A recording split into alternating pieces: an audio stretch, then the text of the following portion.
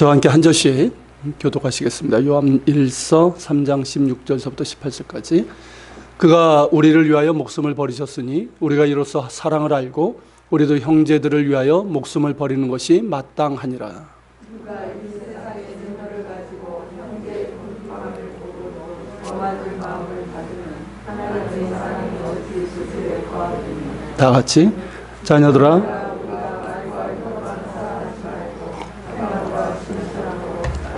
아멘.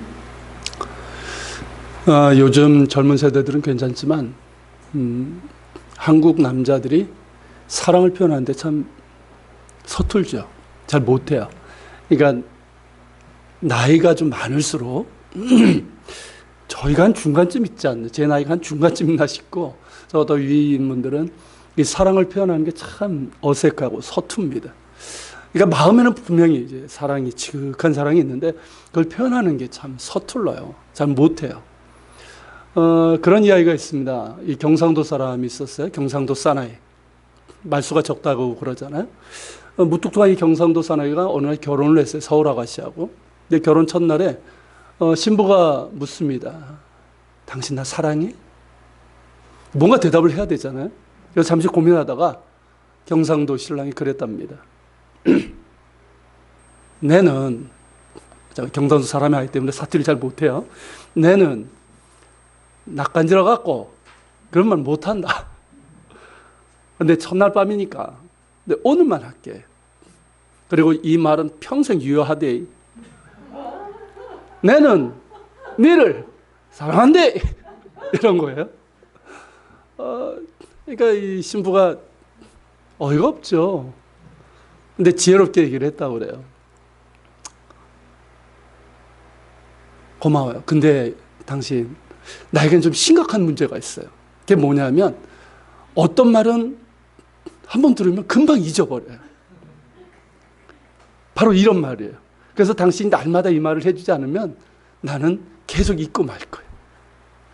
이런 얘기를 했다고 그래요. 여러분 어떻습니까? 사랑한다는 말 자주 하십니까? 뭐 가족이든 또 뭐 우리 교우들이든 주변 분들에게든 그렇게 사랑한다는 말 자주 하십니까? 뭐 우리 교회 다니면 일단은 뭐 일주일에 한 번은 해야 되죠. 예배 시간에 사랑합니다, 축복합니다. 그렇지만 여러분 평상시에도 사랑합니다라는 말, 사랑한다는 말과 비슷한 말들이 또 있잖아요. 뭐가 있습니까? 고맙습니다, 감사합니다, 수고하셨습니다, 축복합니다. 그리고 이제 음식을 먹을 때는 맛있습니다. 자녀분들은 꼭 아셔야 돼요. 맛있습니다. 그게 사랑합니다라는 표현하고 비슷한 거예요. 그렇게 좀 표현들을 많이 했으면 좋겠습니다. 말에는 힘이 있어요. 그렇죠? 다른 말도 아니고 사랑합니다, 고맙습니다, 감사합니다, 수고했습니다, 잘했습니다, 뭐 이런 말들을 하게 되면 말을 하는 자신도 그렇고 듣는 상대방도 그렇고 주변에서 그 말을 듣는 사람들까지도 아주 긍정적 영향을 끼치게 됩니다. 그런 경험 많이 하시잖아요. 그죠? 분위기 싸해진다 뭐 이런 얘기도 있고 분위기가 훈훈해지는 그 느낌 있잖아요. 그런 영향을 끼쳐요. 5월은 이제 가정의 달이고 어느 때보다 사랑에 대해서 우리가 많이 생각하고 표현한 때인데, 그러기에 우리가 서로에게 사랑합니다, 고맙습니다, 감사합니다, 수고하셨습니다, 뭐 축복합니다, 이런 말들을 좀 많이 했으면 좋겠습니다. 요즘처럼 이 코로나 사태로 해서 힘든 때 아닙니까? 이런 때일수록 이런 말 한마디 한마디가 큰 힘이 되고 위로가 되고 서로의 관계에서도 더욱 친밀해지는 힘이 될 수 있는 거예요. 그런 의미에서 다시 한번 좀 고백해 볼까요? 사랑합니다, 축복합니다, 고맙습니다, 고맙습니다도 한번 더 해보세요. 저 보지 마시고 옆에 있는 분들 보시면서 하세요.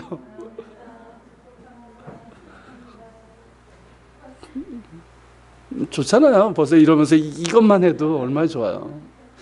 네, 가족에게도 가끔 좀 날려주세요. 사람은 무엇으로 사는가? 톨스토이의 단편 소설 중에 하나이기도 한데, 사람은 무엇으로 사는 걸까요? 톨스토이는 그의 책에서 그런 결론을 말해요. 사람은 사랑으로 산다. 거기 보면 뭐 천사 미카엘이 이렇게 추방당하고 뭐 추방당한 게 아니라 사람 쪽으로 가서 그러면서 이제 알게 되잖아요. 그래서 결론이 뭐냐면 사람의 마음속에는 하나님의 사랑이 있고 그리고 그 사랑으로 사랑을 할 때 사람은 사람답게 살 수 있다. 그런 거거든요. 그러니까 사람이 하나님의 사랑을 알고 그 사랑을 닮아서 그렇게 사랑하며 살아갈 때 사람은 진정 사람다운 삶을 살 수 있다는 말입니다. 맞는 말이죠. 사람은 사랑으로 삽니다. 사랑을 받아야만 사랑할 수 있는 거예요. 그래서 그런 말을 합니다. 사람은 사랑을 먹어야만 살 수 있다. 밥을 먹어야지. 물론 밥을 먹어야 되지만 밥만 먹는다고 사는 것도 아니고, 그리고 돈이 많다고 사람답게 사는 것이 아니라는 것이죠. 사람은 사랑을 먹어야 살 수 있습니다. 그래야 행복하고 건강하게 살 수 있는 거예요. 그리고 이런 말도 하죠. 사랑받아본 사람이 사랑할 수 있다. 맞는 말입니다. 그런데 다 그런 것 같지는 않아요. 이런 우화가 있습니다. 어느 여인이 아들을 갖기 소원했어요. 그래서 이제 간절히 기도했고 마침내 아들을 갖게 됩니다. 그런데 천사가 여인에게 아들을 이제 그러면서 아들을 위한 소원을 말하라고 얘기를 했다고 그래요. 그래서 이 여인이 뭐라고 그랬냐면, 내 아들이 이 세상 모든 사람에게서 사랑받는 그런 사람이 되게 해달라고 그렇게 말했답니다. 그리고 그 요청대로 이 아들은 세상 모든 사람들에게 사랑받는 사람이 됐어요.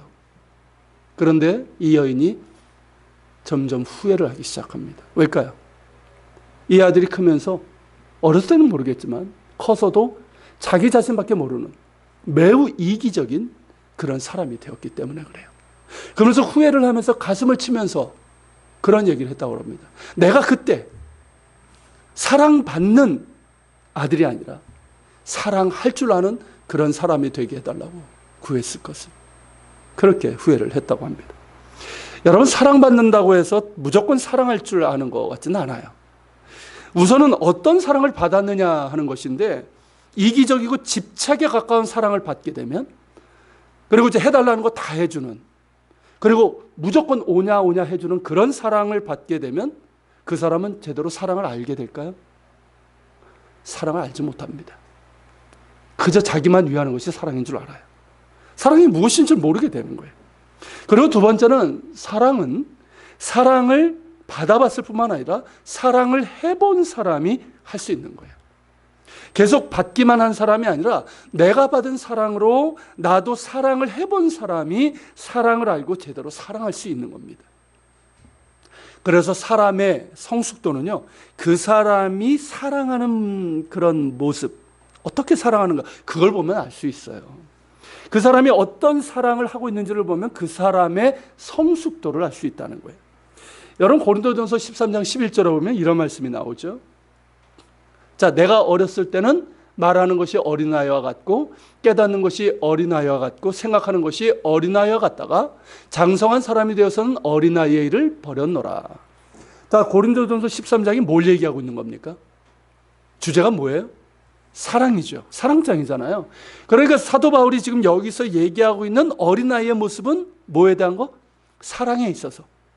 그러니까 사랑함에 있어서 어린아이의 모습이 뭔가 하는 거예요.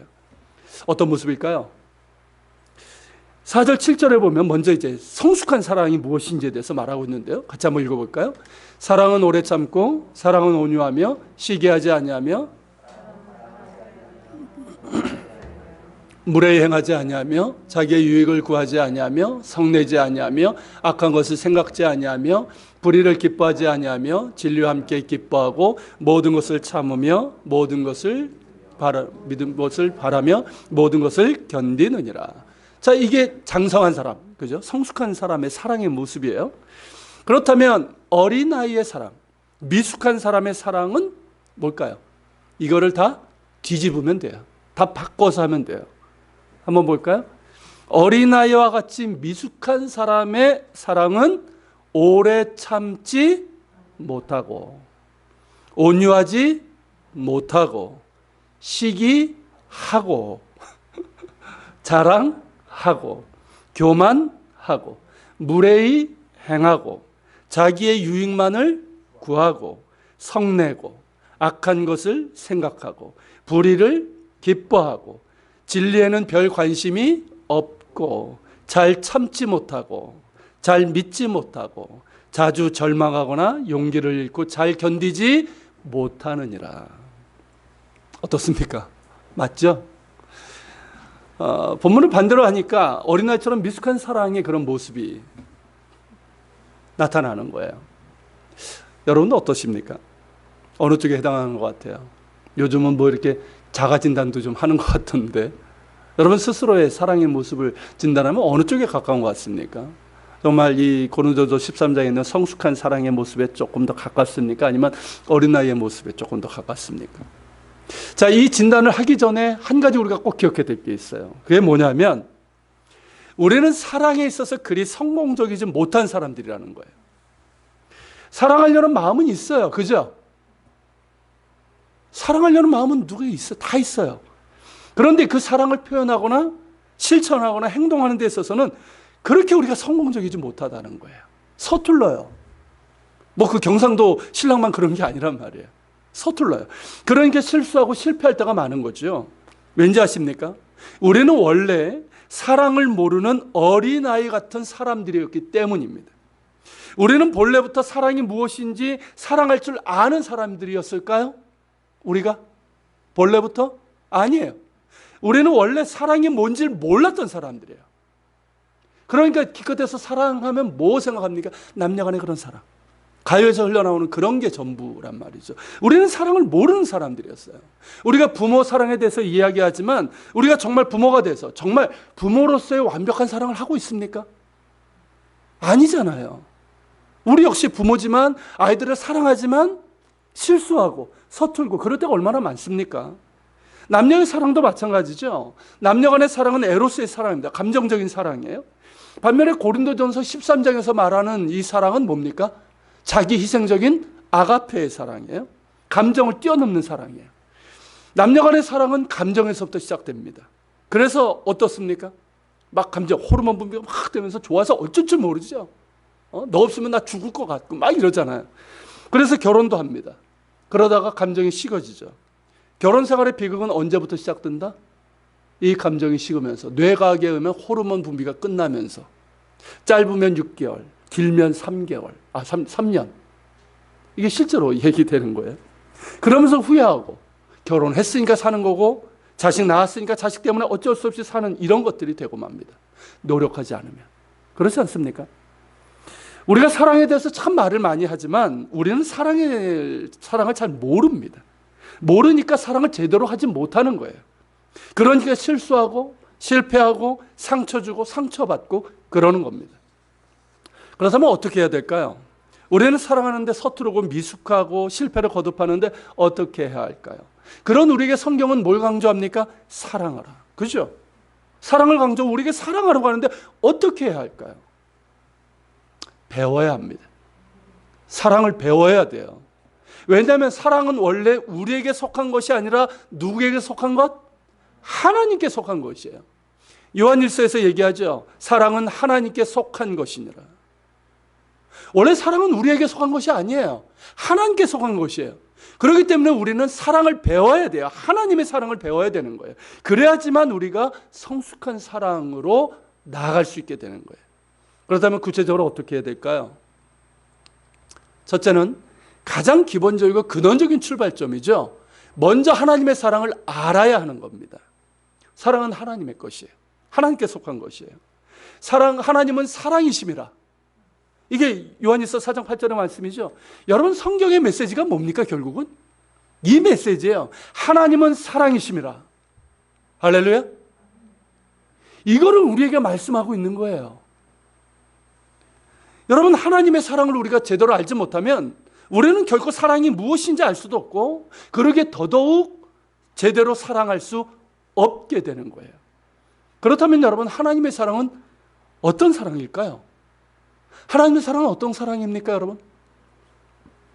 용서하시는 사랑. 용서하는 사랑이에요. 하나님의 사랑은 죄인을 용서하시는 사랑이고 긍휼히 여기시는 사랑입니다. 그래서 사랑의 본질은 뭐냐? 용서예요. 다른 거 아니에요. 사랑의 본질은 용서예요. 반면 여러분 범죄하고 타락한 인간의 본성은 용서가 아니라 뭡니까? 우리 타락하고 범죄한 우리 인간의 본성은 뭡니까? 절대 용서가 아니에요. 우리는 미움이고 보복입니다. 그렇죠? 인간의 문화는 뭡니까? 이 복수의 문화잖아요. 이에는 이, 눈에는 이, 복수는 나의 것. 이게 인간의 문화예요. 이 기독교 문화에 성경의 영향을 받아서 용서를 말하는 것이지 하나님 없는 인간의 문화는 복수의 문화일 뿐이에요. 그러나 하나님의 문화는 용서입니다. 인류의 역사가 시작돼서부터 하나님의 문화는 뭡니까? 용서였어요. 에덴에서 사람이 하나님께 불순종해서 그 반역을 저질렀을 때 그 대가는 뭐여야 됐습니까? 정령 죽으리라. 이것이었어요. 근데 하나님은 어떻게 하십니까? 그들을 용서해 주셨죠. 여러분, 이후의 성경의 역사를 보십시오. 인간의 문화는 끝없이 하나님을 대적하고 하나님께 범죄와 거역과 타락이었다면 하나님의 문화는 용서였어요. 긍휼이었어요. 그것을 성경이 보여주고 있지 않습니까? 물론 심판이 있어요. 노아의 홍수의 심판이나 서돔과 고모라의 심판처럼 하나님의 심판도 있지만 그것은 뭡니까? 죄악으로 너무나 가득해서 돌이킬 수 있는 기회를 주시지만 그 기회조차도 거절하고 회개할 수 있는, 돌이킬 수 있는 가능성이 단 1%도 없을 때 임하는 심판인 거예요. 여러분, 실제로 보십시오. 회개하고 돌이킬 수 있는 기회를 주시 않았습니까? 서돔과 고모라, 아브라함이 원했던, 그렇게 요청했던 것처럼 의인 10명만 있었다면 그런 멸망이 주어지지 않았을 거예요. 성경에서 보여주는 것처럼 하나님의 문화는 용서이고 긍휼입니다. 그리고 이 용서의 하나님의 문화가 아주 결정적으로 나타난 게 뭐예요? 그게 십자가예요. 예수 그리스도의 십자가예요. 그렇기 때문에 여러분, 용서라는 이 코드를 이해하지 못하면 십자가를 이해할 수 없어요. 십자가를 통해서 죄인을 용서하시는 하나님의 사랑을 만나지 못하면 우리는 결코 하나님을 제대로 알 수 없을 뿐만 아니라 우리가 해야 할 하나님의 사랑도 제대로 할 수 없습니다. 십자가에 나타난 이 하나님의 용서, 이 사랑을 만나지 못하면 하나님을 믿는다고 해도 그건 하나님 모르는 거예요. 그러게 성경은 우리에게 뭐라고 말씀합니까? 십자가를 바라보라. 예수 그리스도의 십자가를 바라보라고 하는 거예요. 예수 그리스도의 십자가를 통해서 죄인을 용서하시는 하나님의 그 뜨거운 사랑을 만날 때 우리는 비로소 하나님을 알고 하나님의 사랑을 알게 됩니다. 여러분들은 예수 그리스도의 십자가를 통해서 죄인을 용서하시는 하나님을 만나셨습니까? 할렐루야. 이게 가장 중요한 거예요. 이 십자가를 통해서 정말 죽을 수밖에 없는 이 죄인을 위해서 그 아들을 내어주신 그 하나님의 눈물겨운 그 사랑, 그 뜨거운 사랑을 만나야 됩니다. 그래서 하나님의 사랑을 알고 그 사랑 가운데 거하고 그 사랑이 여러분들의 심령 가운데 있어야 됩니다. 이게 제일 중요한 거예요. 여러분, 이것이 사랑의 출발점이에요. 여러분, 용서받은 사람이 용서할 수 있는 거예요. 하나님의 사랑으로 주홍빛과 같은 내 죄가 용서받았음을 아는 사람이 나에게 죄 지은 자를 용서할 수 있는 거예요. 자신을 내어주신 하나님의 사랑을 만난 사람이 비로소 나를 내어주는 희생적인 사랑을 할 수 있게 되는 거예요. 자신의 아들을 내어주시면서까지 용서하신 하나님의 사랑을 만날 때 우리는 비로소 이 용서라고 하는 우리의 본성과는 정반대의 이 사랑을 알게 되고 또 하게 되는 거예요. 우리가 예수 그리스도의 십자가를 통해서 하나님의 용서하시는 사랑을 만나게 되면 또한 우리는 비로소 하나님을 사랑하게 됩니다. 나를 위해서 그런 사랑을 베푸신 하나님, 내가 사랑하는 것이 당연하지 않겠습니까? 여러분, 복음서에 보면 값비싼 향유옥합을 깬 여인의 기사가 나오죠. 당시에 여인에게 향유옥합은 뭔지 아십니까? 결혼지참금에 해당되는 거예요. 그만큼 값어치가 비싼 것이고, 이 이야기의 문맥으로 보면 이 향유옥합은 뭐였습니까? 그 여인의 전 재산이나 다를 바가 없었어요. 그런데 이 여인이 이 향유옥합을 깼다는 거예요. 왜 깼습니까? 그 깨어가지고 뭐 팔았다는 이야기입니까? 아니잖아요. 그 향유옥합을 깨서 예수님의 발에 붓고 자기의 머리털로 예수님의 발을 씻겼다는 거 아닙니까? 그냥 깨서 버렸다는 뜻이에요.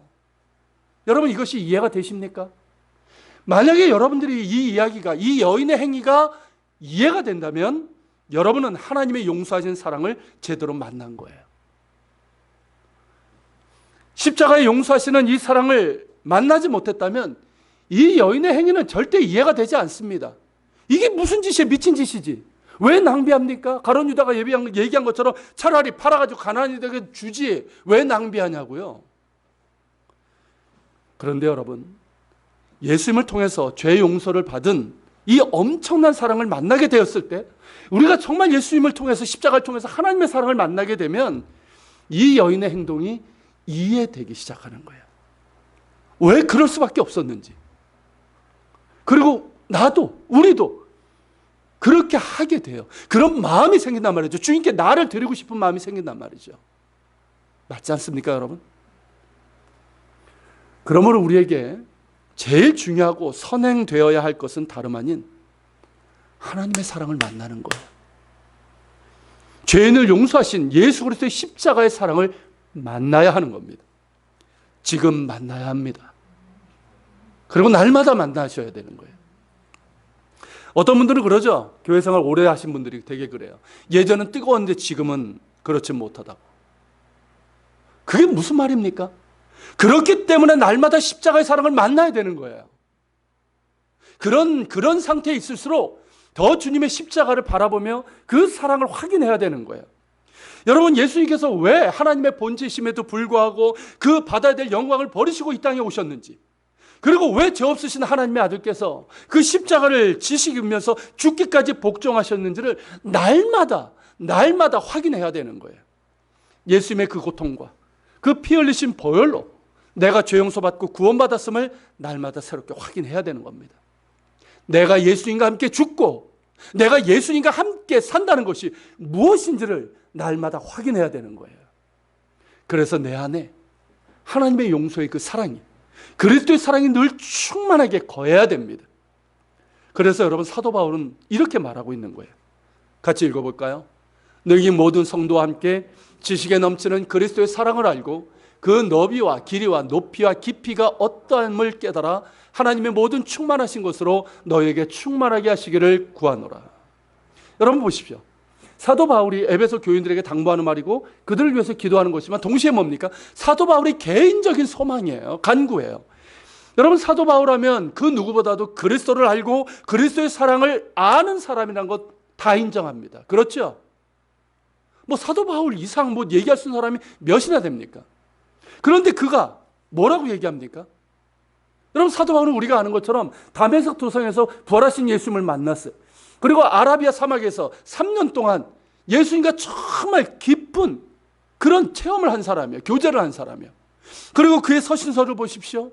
얼마나 구구절절 그리스도를 사랑하고 그분의 사랑을 알고 그 사랑을 기뻐하며 그 사랑 가운데 거하기를 기뻐하며 그 사랑 가운데 행했습니까? 그 고난과 핍박과 그 가난과 어려움을 당하면서도 그리스도의 사랑이 있기 때문에 즐거워하며 기뻐했던 사람 아닙니까? 그런 그가 하는 말이 뭡니까, 여러분? 나는 지식에 넘치는 그리스도의 사랑을 더 알길 원한다는 거예요. 그리스도의 사랑을 더 알길 원한다는 거예요. 그 사랑의 너비와 길이와 높이와 깊이가 어떠한지를 더 깨달아 알기를 원한다는 거예요. 여러분, 바울이 빌립보서 3장 14절에서 또한 이렇게 말하죠. 표대를 향하여 그리스도 예수 안에서 하나님이 위에서 부르신 부름의 상을 위하여 달려가노라. 여러분, 사도 바울이 말한 표대가 뭡니까? 위에서 부르신 부르심의 상, 내가 받을 상, 그겁니까? 그것을 위해서 달려가는 겁니까?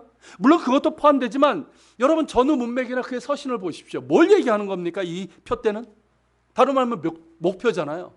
이 표대가 뭡니까? 그리스도예요. 다른 거 아니에요. 예수님이에요. 내가 예수님을 더 알고 예수님을 닮아가는 것이에요. 그래서 그리스도의 고난에 참여하고 그리스도의 부활의 영광에 참여하는 거예요. 여러분, 그리스도를 닮는다는 게 뭡니까? 그리스도의 사랑이잖아요. 그렇지 않습니까? 우리가 예수님을 닮는다고 했을 때 그 내용이 뭐예요, 도대체? 사랑 아닙니까? 예수님의 사랑을 내가 더욱더 알고 그 사랑을 닮아가는 것, 이것이 바울이 평생 원했던 목표, 표대였다는 거예요. 그리고 그는 성공적으로 그 길을 갔습니다. 그리고 아주 성공적으로 그 표대에 도착을 했어요. 그런 면에서 얼마나 부러운지 모르겠어요. 한편으로는 부끄러워요. 나는 정말 이것이 내 인생에 정말 변함없는 언제나 기억하는 표대인가. 저희도 그 소망이 있어요. 열망이 있어요. 그런데 항상 내가 이것을 기억하며 살아가고 있는가? 그렇지 못할 때가 있단 말이죠. 부끄러워요. 때로는 딴 데 마음이 뺏길 때도 있단 말이에요. 부끄러워요. 그렇지만 한편으로는 나도 사도 바울처럼 그런 표대를 향해서 날마다 달려가길 원하는 그런 마음을 품게 되는 것이죠. 사랑하는 여러분, 그리스도의 사랑을 더욱 알아가고 그 사랑을 닮아가는 이것이 날마다의 여러분들의 기도가 될 수 있기를 바랍니다. 이게 기도가 돼야 돼요. 지금의 여러분 믿음과 지식에 만족하지 마십시오. 날마다 그 사랑을 알게 해달라고, 그리고 그 사랑으로 충만히 채워달라고 그렇게 구하시길 바랍니다. 예수 그리스도의 사랑의 너비와 길이와 높이와 깊이가 어떠한지를 깨닫게 해달라고 그렇게 구하십시오. 그래서 하나님의 충만하신 사랑으로 내 영혼을 충만하게 해달라고 구하시길 바랍니다. 예수 그리스도의 사랑을 닮아가는 것이 내 삶의 표대가 되게 해달라고 구하시고 실제로도 그렇게 기도하시고 그렇게 살아가시기를 축복합니다. 이 기도가 빠지면 안 돼요. 여러분, 사실 우리가 하나님의 사랑 가운데 있으면 되는 것 아닙니까? 그렇지 않아요? 지금 코로나 사태로 해서 많이 힘들지만 이 가운데서 여러분 우리에게 정말 필요한 게 뭡니까? 돈입니까? 물론 돈 필요하죠. 정부 재난지원금 받으니까 한결 좀 숨을 쉬겠던데. 근데 여러분, 우리에게 정말 필요한 것은 사랑이에요. 하나님의 사랑이에요. 그 사랑만 우리에게 있다면 넉넉히 이길 수 있어요. 통과할 수 있어요.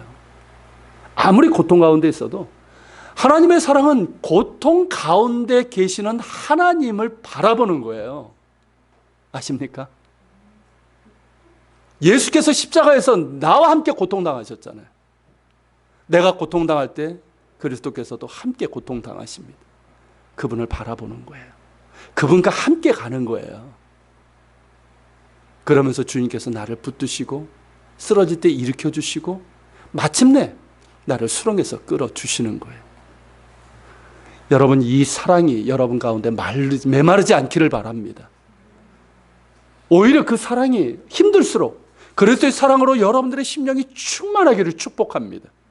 날마다 기도하십시오. 바라보십시오. 그리고 구하세요. 그래서 그리스도의 사랑을 날마다 확인하고 날마다 만나고 그 사랑을 알고 닮아가는 것이 여러분들의 날마다의 기도가 되고 우리의 실제적인 사랑의 내용이 되고 삶의 열매가 될 수 있기를 축복합니다. 그리고 두 번째는 사랑하고자 하는 강한 의지와 순종이 있어야 된다는 거예요. 사실 사랑하는 것, 용서하는 것 쉽습니까? 쉽지 않아요. 우리 김시원 선교사님 인도에서 이렇게 살지만 저도 외국에서 살아봐서 아는데 이게 쉬운 거 아니에요. 인간 대 인간, 나도 뭐 역시 죄인 아닙니까? 죄인 대 죄인으로 만나고 이렇게 되면 굉장히 힘들어요. 정말 악의를 가지고 그렇게 대하는 사람들이 있거든요. 그런 사람들을 용서하고 사랑한다는 거 쉽지 않아요. 그래서 이 선교사 가족, 특별히 선교사 우리 자녀들이 상처들이 많아요.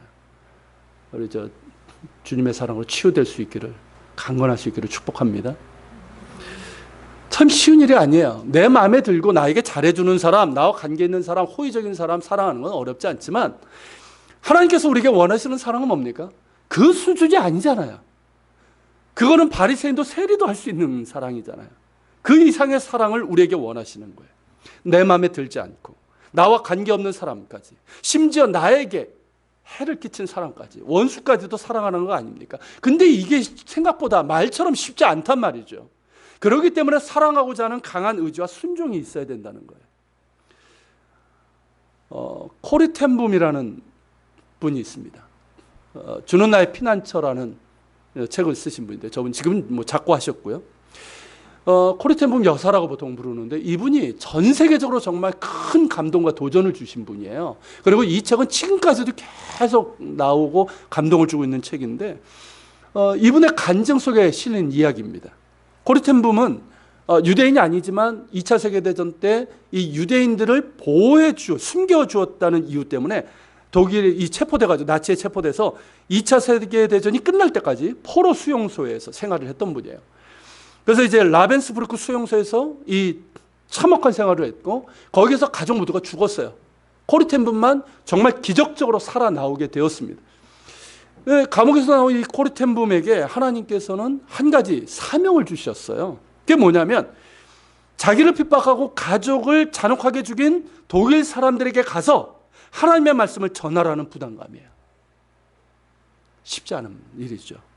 근데 코리텐분은 순종했어요. 순종해서 독일 도시와 마을을 찾아다니면서 이 하나님의 말씀을 전하기 시작합니다.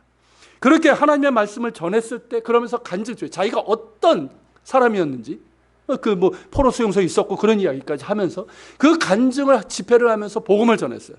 그러면서 이 집회를 인해서 많은 독일 사람들이 사실 이 죄책감이 있잖아요. 그 죄책감에서부터 이제 자유를 얻게 되고 하나님께로 돌아오는 정말 놀라운 부흥의 역사가 일어났어요. 한 번은 코리텐붐이 독일의 한 시골 도시에서 이렇게 말씀과 간증을 마치고 이제 사람들과 인사를 하는데 사람들이 이게 은혜 받으면 쫙 줄 서잖아요. 그래서 인사를 하는데 한 사람을 딱 본 순간 몸이 얼어붙는 것 같았어요. 그 사람이 누구냐면 다름 아니라 자기 가족이 있었던 이 라벤스부르크 수용소의 간수였어요. 그 감옥에서 자기 언니가 죽는 결정적인 역할을 했고 얼마나 자기 가족과 자신과 그리고 사람들을 괴롭혔던 간수였단 말이죠. 근데 그가 거기 서 있는 거예요. 저쯤에. 그 사람은 모르겠죠. 그래서 코리텐붐은 어떻게 잊겠습니까? 그 사람을 본 순간 온몸에 피가 정말 뭐라고 그러죠? 그거? 거꾸로 솟는 것 같은 그런 이제 감정이 있는 거예요. 그러면서 주님께 속으로 말로는 못하겠고 속으로 그렇게 몇 번이고 외쳤답니다. 하나님, 저 사람은 안 돼요. 저 사람만은 용서할 수 없어요. 할 수 없어요. 저 사람만은 안 돼요. 그러나 하나님께서는 그렇게 부정할 때마다 계속해서 말씀하셨답니다. 사랑하라. 용서하라. 사랑하라 내 딸아. 이것이 명령이다. 순간 그녀는 하나님의 명령에 대해서 이렇게 고백했대요. 하나님, 저는 그를 용서하고 사랑하고 싶은 마음 조금도 없습니다. 사랑할 용기도 없습니다. 하지만 주님의 명령이기 때문에 해보겠습니다. 어느새 그 사람이 앞으로 온 거예요. 여전히 사랑의 감정은 없어요. 그렇지만 주님의 말씀에 순종해서 그의 손을 잡고 안아주었다고 합니다. 그런데 바로 그 순간 그녀의 마음 가운데는 뭔가 뜨거운 것이 올라오는 거예요. 뭘까요? 하나님의 사랑이 부어진 거예요.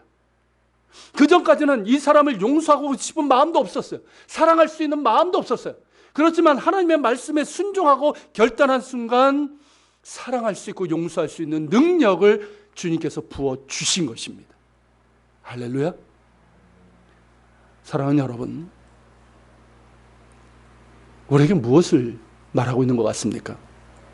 하나님께서는 우리에게 사랑하라고 하셨을 때는 감정만을 이야기하는 것이 아니에요. 애틋한 감정이 있기 때문에 사랑할 수 있겠죠. 그러나 감정이 없을지라도 사랑하라는 거예요. 여기에는 강한 의지가 필요합니다. 내 마음은 내키지 않고 죽을 만큼 싫지만 하나님의 명령이기 때문에 내가 죽더라도 순종했다는 강한 의지와 결단이 요구되는 거예요.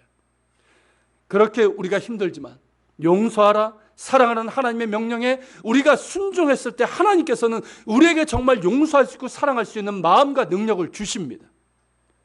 여러분, 이것뿐만입니까? 모두가 그렇지 않습니까? 정말 우리가 하나님의 말씀에 처음엔 힘들 때가 있어요. 근데 정말 내가 순종했을 때 어떻게 됩니까, 여러분? 해보신 분들은 알 거예요.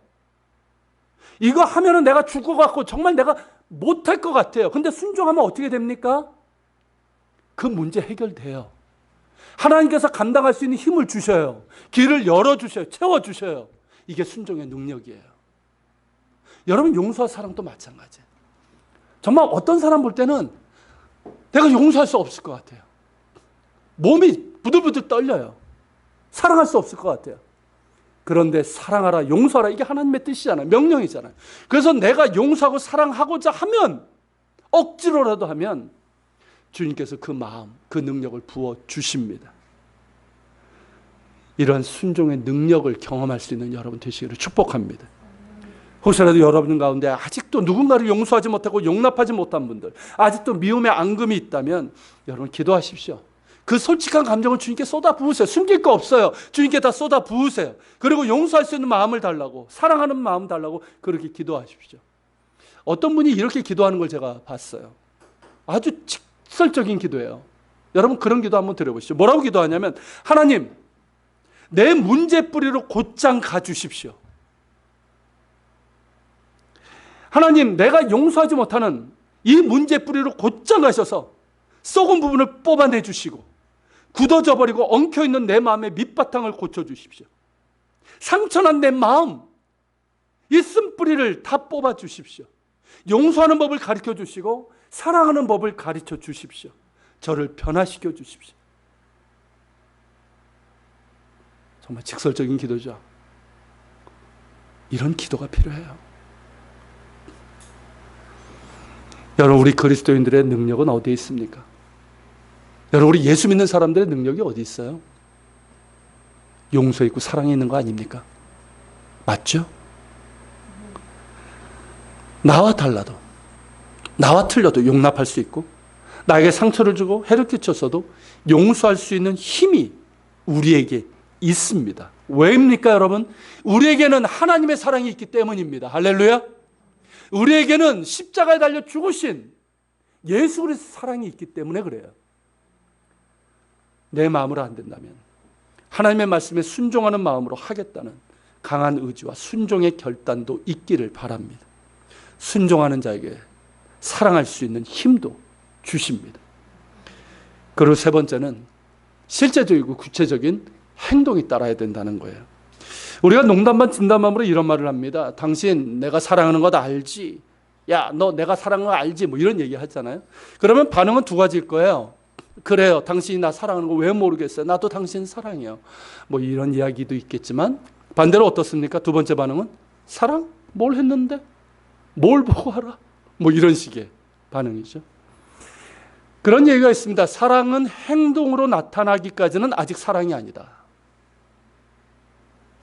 그죠? 사랑은 행동으로 나타나기까지는 아직 사랑이 아니다. 사랑한다는 말을 하는 것 중요하지만 행동으로 나타나지 않는 사랑은 사랑이 아니라는 거예요. 오늘 본문이 그것을 말하고 있지 않습니까? 여러분 다시 한번 읽어볼까요? 그가 우리를 위하여 목숨을 버리셨으니 우리가 이로써 사랑을 알고 우리도 형제들을 위하여 목숨을 버리는 것이 마땅하니라. 누가 이 세상의 재물을 가지고 형제의 궁핍함을 보고도 도와줄 마음을 닫으면 하나님의 사랑이 어찌 그 속에 거하겠느냐. 자녀들아, 우리가 말과 혀로만 사랑하지 말고 행함과 진실함으로 하자. 여러분 어떻게 사랑하자고요? 어떻게? 말과 혀로만 사랑하지 말고 행함과 진실함으로 하자. 사랑한다는 말 많이 하는 것 중요합니다. 많이 하세요. 그렇지만 그 말한 만큼 실제적이고 구체적으로 행함으로 진실함으로 사랑하자는 거예요. 이번 코로나 사태로 인해서 대부분의 교회들이 재정이 줄었습니다. 그래도 자기 건물을 가진 그런 교회는 뭐 경상비잖아요. 운영비잖아요. 그렇기 때문에 행사 등을 안 하면 그래도 괜찮지만 우리 같은 이제 상가교회들은 매달 이제 임대료 등의 고정 지출이 있기 때문에 어려움이 있습니다. 그런 가운데 여러 교회에서 상가교회 월세 지원 내지는 대납 운동을 했고 우리 교회 역시 그 지원을 받았습니다. 우리가 요청한 게 아니었어요. 요청한 것도 아닌데 먼저 우리의 사정을 헤아리시고 그렇게 해 주신 거예요. 얼마나 감사한지 모릅니다. 그런데 그 도움을 받고 나서 마음에 짐이 생겼어요.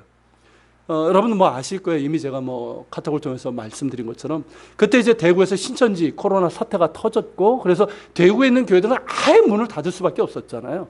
그 생각이 난 거예요. 우리보다 더 어려운 교회들이 많을 텐데 하는 마음에 짐이 있었고 그래서 우리가 지원받은 월세 11조에 또 몇몇 교우들이 자발적으로 드린 헌금을 모아서 대구 한 교회 월세를 지원을 했습니다. 그리고 코로나 사태로 인해서 일시 귀국한 우리 김시원 선교사님 가족 2주간 자가 격리 중에 할 때 장보기를 통해서 좀 작지만 섬길 수 있어서 그 외에도 구제 지원을 좀 하고 있습니다. 이런 것들이 자랑할 것은 아니지만 우리가 행함으로 사랑하며 섬길 수 있는 것들이라고 그렇게 생각을 합니다. 한편으로는 우리에게 많은 것이 있어서 더 많이 섬겼으면 하는 아쉬움이 있지만, 많다 해서 더 많이 섬길 수 있는 것이 아니라 우리가 그리스도의 사랑을 알고 사랑하고자 한다면 비록 우리가 가진 것이 적더라도 사랑하며 섬길 수 있다고 생각합니다. 사랑하는 여러분, 서로 사랑합시다. 코로나 사태로 인해서 가족이 함께 있는 시간이 어느 때보다 많아졌죠.